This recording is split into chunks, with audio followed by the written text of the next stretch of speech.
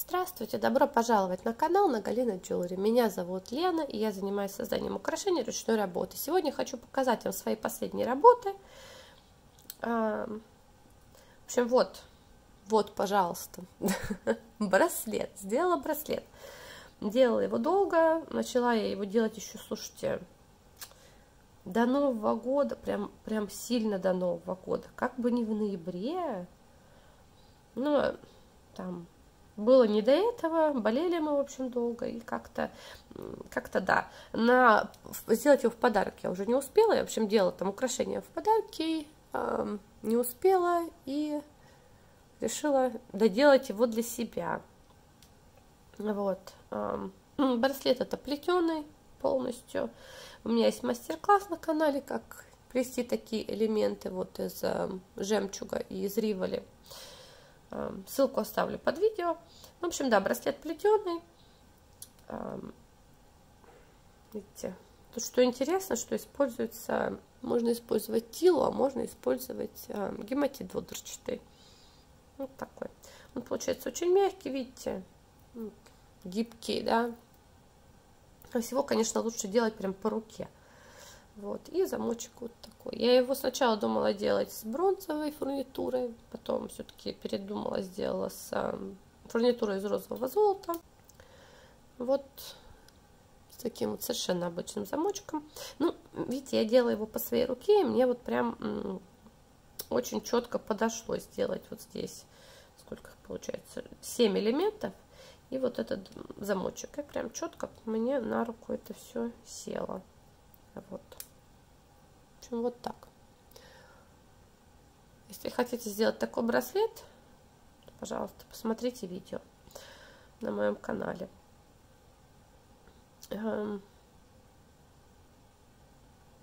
Единственное, что хочу сказать, напомнить, что когда вот такие вот, собираете, да, используйте хорошую крепкую нитку и в местах соединений проходите несколько раз. И вот смотрите, здесь тоже, к примеру, вот соединяем, получается, по периметру вот эти бусины, то есть по вот этим бусинам нужно пройтись несколько раз ниткой. И вот по месту соединения, да, между элементами тоже несколько раз лучше все-таки пройтись, чтобы оно держалось крепко. Ну ладно, это уже как бы детали. Вот. И к браслету к этому сделала я серьги. Вот такие. Серьги я сделала.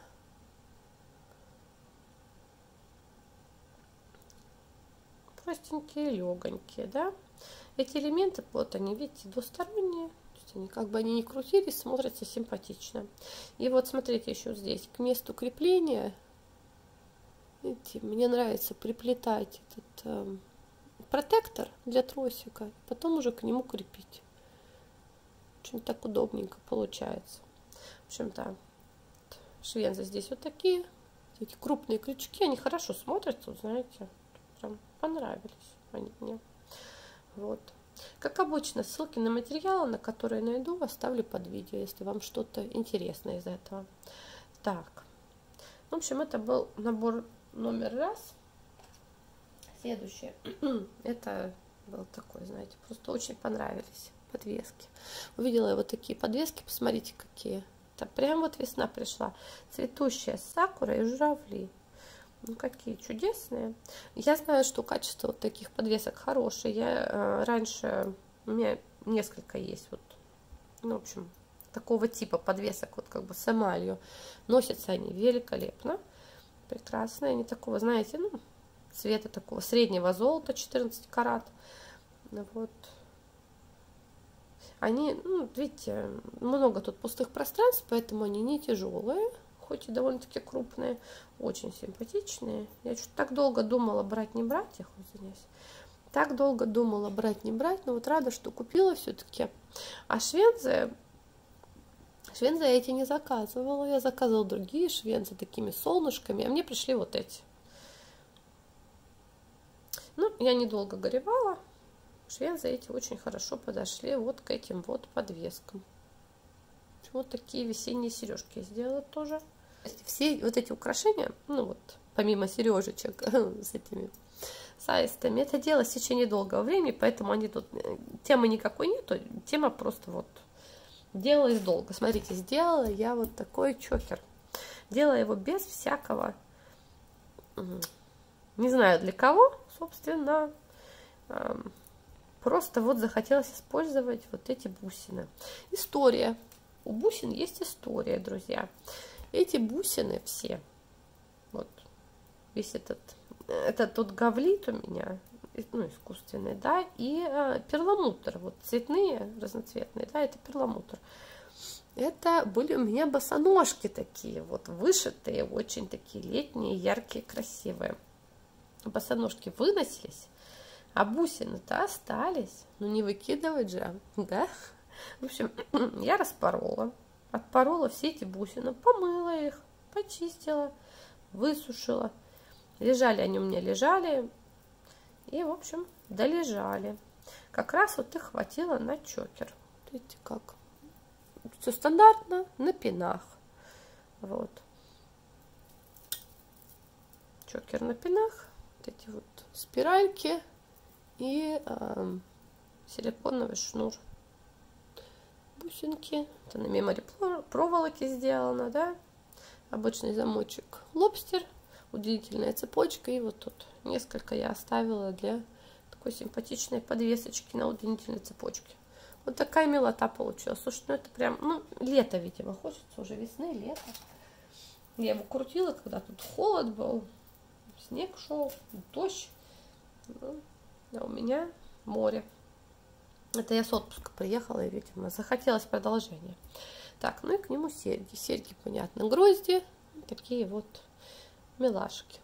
Вот знаете, я когда его делала, просто вот сделала, из разряда захотелось. Потом примерила, знаете, очень хорошо смотрится. Вот этот чудесный цвет, такой вот голубой, бирюзовый, так хорошо к лицу оказался. Я, знаете, я как-то вот больше к монохромной на тяготею. Но вот такое яркое тоже надо иногда делать. Оно очень так свежо смотрится тоже. В общем, вот. Вот такой вот наборчик. Жизнерадостный. Набор жизнерадостный, да? Так, и еще одно украшение я сделала. Так, вот такой чокер. Слушайте, тут тоже, ну куда ж без истории. История такая. Купила я микс чешских бусин с Dollar Beatbox, разобрала его, и там мне оказалось приличное количество вот таких вот серебряных бусинок. Вот они. Гречка. И я как раз увидела видео на канале Гульнур Флауэр, как делать бусинки, такие круглые, из этих бусин гречки. В общем, я загорелась, сделала вот эту бусинку, начала делать вторую.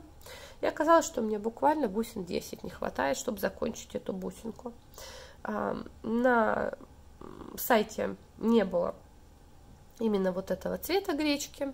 В общем, пошла я на Etsy, заказала много-много бусин, в том числе и вот такую серебряную гречку. Ну что, пришел мне мой заказ, все там было, а вот этих бусин не было. Я уже думала открывать спор, пересмотрела свой заказ, и оказалось, что я заказала другой цвет. Я заказала, по-моему, 3 или 4 разных вида этой гречки, но не серебряной. Серебряной там не было.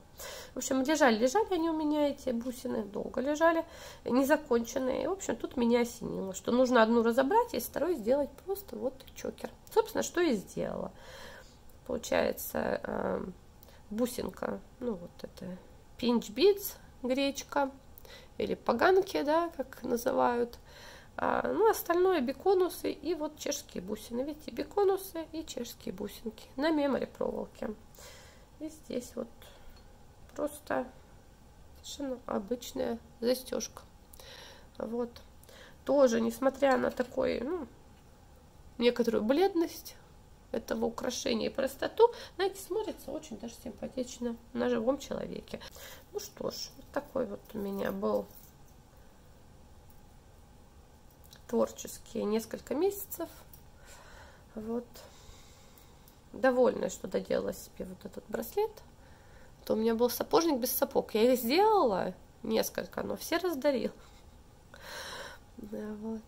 А вот этот будет у меня жить. Я люблю такое сочетание бронзы и синего такого, темно-синего. В общем, очень довольна. Вот. Ну что ж. Большое спасибо за внимание. Если у вас есть тоже история от того, это история происхождения украшений или некоторых бусин, пишите. Пишите, что думаете по поводу таких залежалых проектов. Вот, как вы с ними вообще разбираетесь? Вот, потому что у меня лежат, вот я что-то начинаю, это оно не идет, это оно лежит, знаете, годами может лежать. Но потом как-то я обычно все-таки я их доделываю. Когда разбираю, когда, ну, чаще, пожалуй, я их как-то все-таки доделываю. Вот, так что да, пишите про себя. Надеюсь, видео было вам интересным. Ссылки, как всегда, под видео. И увидимся с вами позже. До свидания.